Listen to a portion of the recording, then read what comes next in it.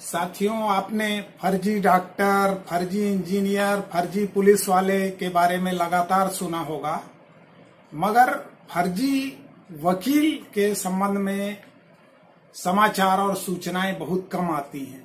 जी हां साथियों, यह मामला एक फर्जी वकील के संबंध में ही है। यह मामला है केरल का। मैं इस वीडियो में हाई कोर्ट ऑफ केरला ने जो जजमेंट दिया है उसके आधार पर इस केस की चर्चा करना चाहूंगा।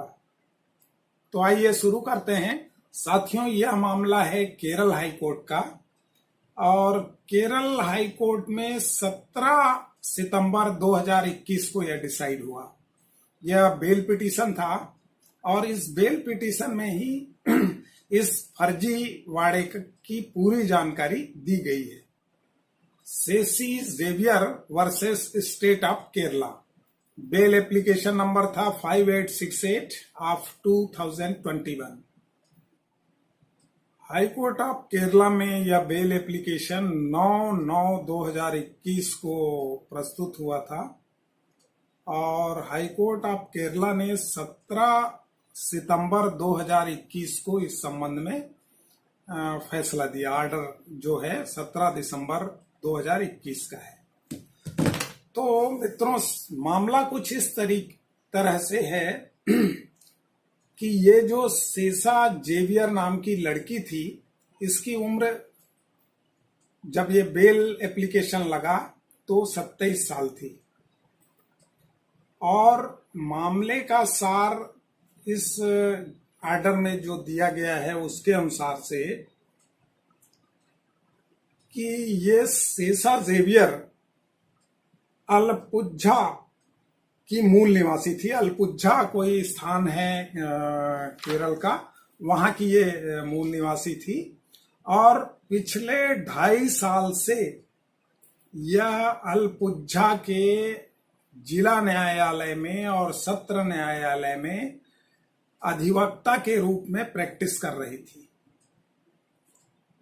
और उसने एक फर्जी नामांकन संख्या का उल्लेख करते हुए अलपुझा के बार एसोसिएशन में अपने आप को अधिवक्ता के रूप में पंजीकृत भी करा लिया था और उस पर आरोप यह भी थे कि वह न केवल कोर्ट में लगातार अधिवक्ता के रूप में प्रस्तुत होती थी और केस को रिप्रेजेंट करती थी, बल्कि कोर्ट के द्वारा जो अधिवक्ताओं को कमिश्नर के रूप में नियुक्त किया जाता है, ऐसे मामलों में भी वो कई मामलों में अधिवक्ता कमिश्नर यानी एडवोकेट कमिश्नर के रूप में नियुक्त भी हुई थी।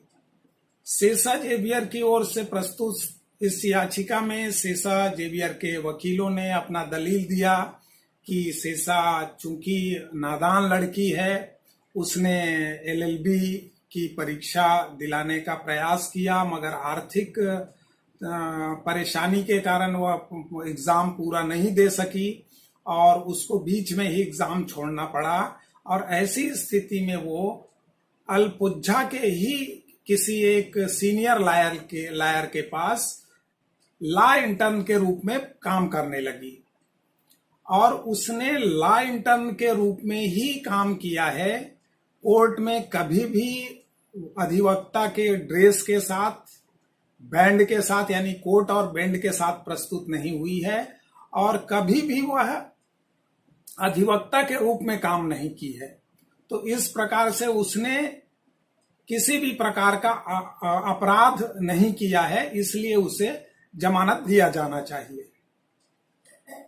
अब सरकार की ओर से और बार काउंसिल की ओर से जो दलीलें पेश की गई, उसमें इस केस का पूरा किस्सा समझ में आया।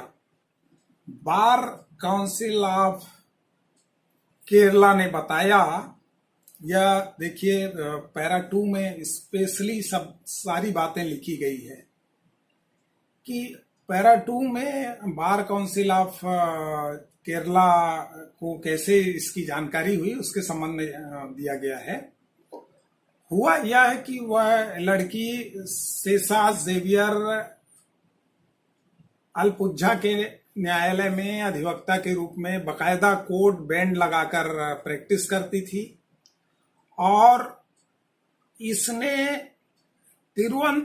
तिरुवनंतपुरम के किसी एक वकील का जो रजिस्ट्रेशन नंबर है, उस रजिस्ट्रेशन नंबर का प्रयोग करके जिला न्यायालय में जो जिला अधिवक्ता संघ है, एसोसिएशन है, उसमें अपने आप को अधिवक्ता के रूप में पंजीकृत करवाकर प्रैक्टिस चालू कर दिया था। न केवल इसने प्रैक्टिस चालू कर दिया था, बल्कि इसने अपना वहां इतना प्रभाव जमाया कि वह बार एसोसिएशन का जो स्थानीय चुनाव होता है उसमें एक कार्यकारी के रूप में इसने चुनाव लड़ा और वो चुनाव में वो जीत भी गई। समाचार पत्रों के अनुसार से पता चलता है कि इसने वहां लाइब्रेरियन, ग्रंथपाल का जो पद रहता है, उस पद के लिए चुनाव लड़ा और उस पद में वो भारी बहुमत से जीत भी गई। बार काउंसिल ऑफ केरला को सेसा जेवियर के इस अपराध के संबंध में जानकारी तब हुई जब उनके पास एक गुमनाम पत्र आया और उस गुमनाम पत्र में यह बताया गया कि यह जो लड़की है सेसा जेवियर, उसने एलएलबी पास नहीं किया है और जिस रजिस्ट्रेशन नंबर के आधार पर जिला न्यायालय में इसने अपने आप को अधिवक्ता के रूप में रजिस्ट्रेशन कराया है, वो तिरुवनंतपुरम के किसी वकील का नंबर है। तब केरला बार काउंसिल और अलपुझा के जिला अधिवक्ता संघ ने इसके संबंध में जानकारी एकत्र की। अब ज्ञात हुआ कि बात सही है, इसके सारे सर्टिफिकेट फर्जी हैं और यह पिछले 2.5 साल से अधिवक्ता के रूप में प्रैक्टिस कर रही है। ये चुनाव भी लड़ ली और ये काउंसिल की मेंबर भी हो गई। तब बार काउंसिल ऑफ केरला ने इसको स्पष्टीकरण नोटिस प्रेषित किया। सेसा जेवियर ने स्पष्टीकरण नोटिस का कोई भी जवाब नहीं दिया। फिर बार काउंसिल ऑफ केरला ने इसके अगेंस्ट में एफआईआर दर्ज करने के लिए पुलिस को आवेदन किया और इसके अगेंस्ट में एफआईआर दर्ज किया गया। समाचार पत्रों के अनुसार तो यह भी जानकारी मिलती है कि सेसा जेवियर एक दिन जिला न्यायालय में अपने आप को सरेंडर करने के लिए भी प्रस्तुत हो गई थी। उसको ये लग रहा था कि मेरे विरुद्ध कोई सामान्य अपराध होगा और कोई कुछ होने जाने वाला नहीं है करके यह कोर्ट में पेश होने भी वाली थी। वैसे ही इसके साथियों ने बताया कि तुम्हारे विरुद्ध गंभीर मामले हैं और यदि तुम कोर्ट में उपस्थित हुई तो तुरंत तुम गिरफ्तार हो जाओगी। तब यह कोर्ट के पिछले दरवाजे से फरार हो गई। तब से आज तक यह फरार थी, यानी ये पिटीशन प्रस्तुत होने तक फरार थी। कोर्ट में इसने 483 के तहत यह आवेदन प्रस्तुत किया, बेल का आवेदन प्रस्तुत किया और अपने आप को निर्दोष साबित करते हुए बेल की मांग की। याचिकाकर्ता के वकील ने यह दलील दिया था कि सेसा ने कभी भी कोर्ट के सामने कोट और बैंड पहनकर कोर्ट के सामने वह नहीं गई, जबकि इस पिटीशन में जो साक्ष्य प्रस्तुत किए गए उस साक्ष्य से यह पूरी तरीके से कोर्ट ने माना कि वह बकायदा कोट पहन के और बैंड लगाकर कोर्ट जाती थी। इसके साथ ही कुछ दस्तावेज भी कोर्ट में प्रस्तुत किए गए थे जिसको कोर्ट ने सही माना। उन दस्तावेजों में सेसा का नाम अधिवक्ता के रूप में समाचार पत्रों में प्रकाशित हुआ था और न्यायालय के कुछ इश्तिहार थे, उस इश्तिहार में भी सेसा का नाम अधिवक्ता के रूप में प्रकाशित हुआ था। उसके ऊपर भारतीय दंड संहिता की धारा 117, 119 और 420 के तहत मामला दर्ज किया गया।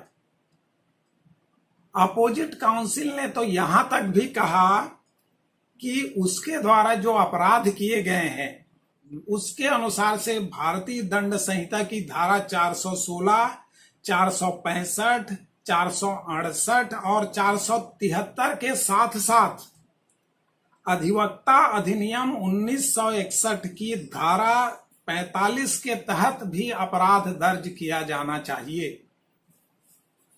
कोर्ट ने यह माना कि यह एक सुस्थापित तथ्य है कि एक जमानत के आवेदन पर विचार करते समय अदालत को आरोपी के खिलाफ लगाए गए आरोपों की प्रकृति और आरोपों की गंभीरता, जनता का व्यापक हित और आरोपी के द्वारा सबूतों के साथ छेड़छाड़ किए जाने की आशंका, आरोपी के फरार होने की संभावना आदि सभी विषयों पर विचार किया जाना चाहिए। अब मौजूदा मामले में प्रथम दृष्टया याचिकाकर्ता ने प्रणाली को धोखा दिया है, यानी जो न्याय प्रणाली है जो उसको जमानत देती है या जिसके समक्ष में वह जमानत के लिए प्रेयर कर रही है उसी को धोखा दे चुकी है। तो यह भरोसा इस पर नहीं किया जा सकता। और कोर्ट ने अपने अंतिम पैरा में यह भी कहा कि अगर उसे जमानत मिल जाती है तो उसके फरार होने की संभावना से इनकार नहीं किया जा सकता और कानून सब पर समान रूप से लागू होता है। उसे तत्काल जांच अधिकारी के सामने आत्मसमर्पण करना होगा या फिर मामले की जांच को आगे बढ़ाने के लिए उसे गिरफ्तार किया जाए। और न्यायालय ने उसके बेल एप्लीकेशन को खारिज कर दिया।